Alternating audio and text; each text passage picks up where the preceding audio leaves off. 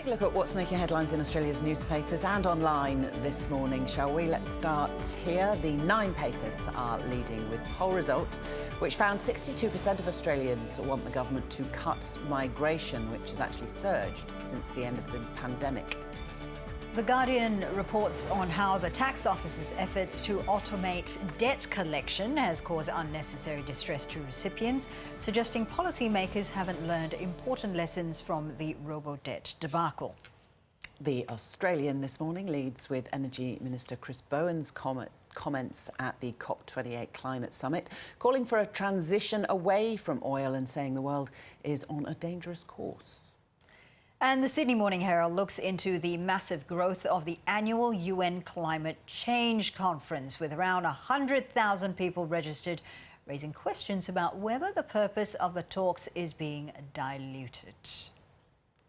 For more on that and a few of the other stories making headlines today, we're joined by international relations specialist and former senior diplomat, Ian Kemish. Ian, morning to you. Good morning, Lorna. Good morning, Fauziah. Lots of mentions just then through our headlines and in the papers about the COP28 summit. Shall we start there with the Sydney Morning Herald story? And actually, their focus is quite interesting, isn't it? Because they're looking at how Australia can benefit and what Australia is doing.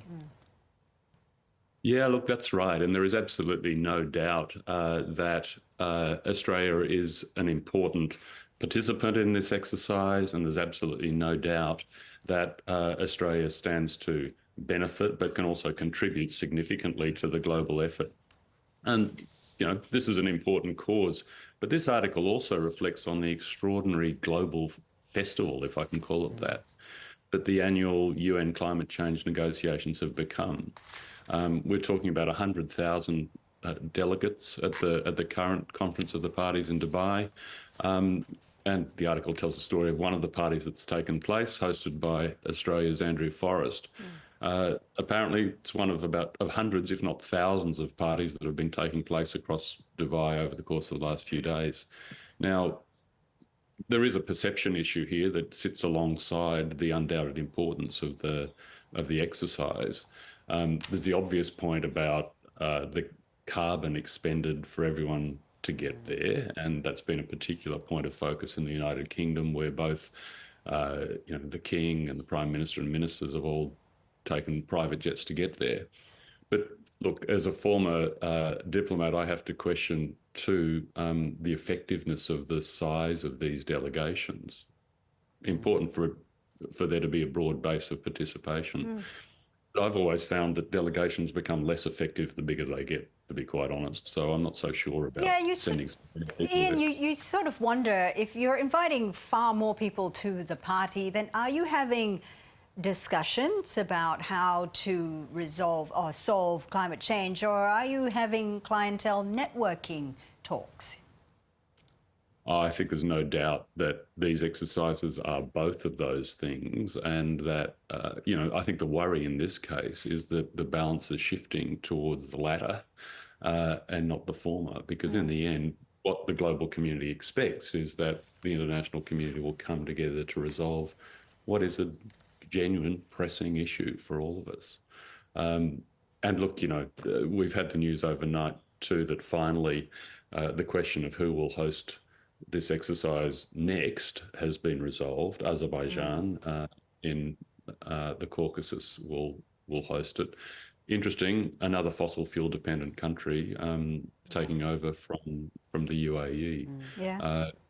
Again, I think this stuff tends to undermine in a risky way support and confidence in what is an important enterprise. OK, let's move on to the FT. Why does the FT think our Christmas shopping could be in jeopardy? Yes, something to really worry about as we lead into Christmas. A real focus on those two vital conduits for trade, the two major international shipping canals, Panama and Suez. Panama, as many people know, has been drying up in recent times because of a significant drought associated with the El Nino phenomenon. And passage through the Panama Canal has actually got to the point where,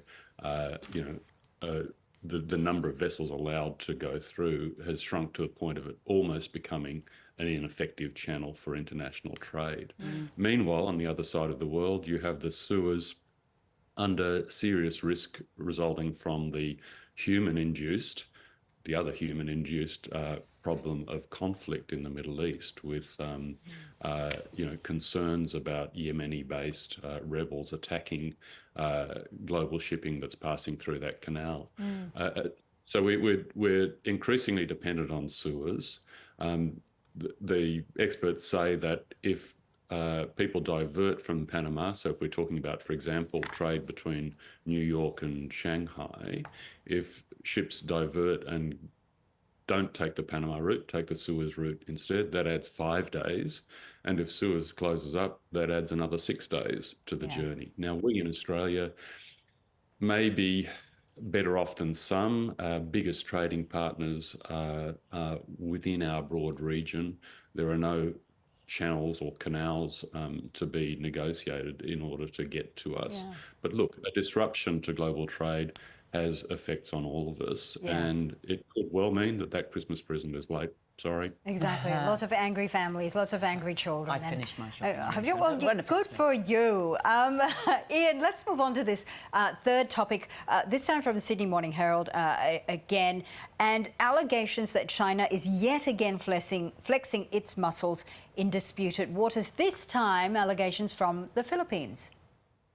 Yeah, and the Philippines is an interesting case. The Philippines has really taken it to China in recent years, inconsistently, but it has over time been a real advocate for its own interests in the South China Sea. It took China to the highest legal authority a few years back, and that led to a judgment that China's claims over the South China Sea basically had no basis.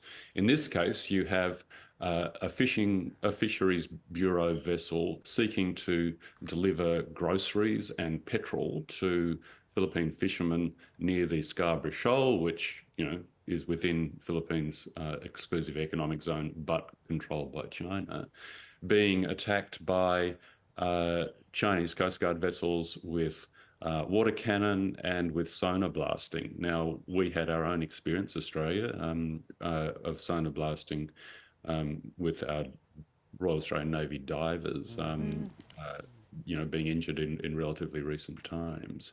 This is a bit of a reminder that we're not alone in this respect, but it's also a reminder that, as we stabilise, we Australians at least, stabilise our relationship with China and get ourselves back on a more productive, constructive footing. The problem of Chinese militaristic and aggressive behaviour in the South China Sea has not gone away. So I think, all that work we're doing, following our Defence Strategic Review to build a more robust nation or a more robust government for dealing with potential, and we all hope never to come, conflict scenarios, is still worth doing while we step forward in a positive way to engage with China. Yeah. Interesting. Ian, great to have you on the show. Thank you so much for being with us. Ian Kemish. Thank you.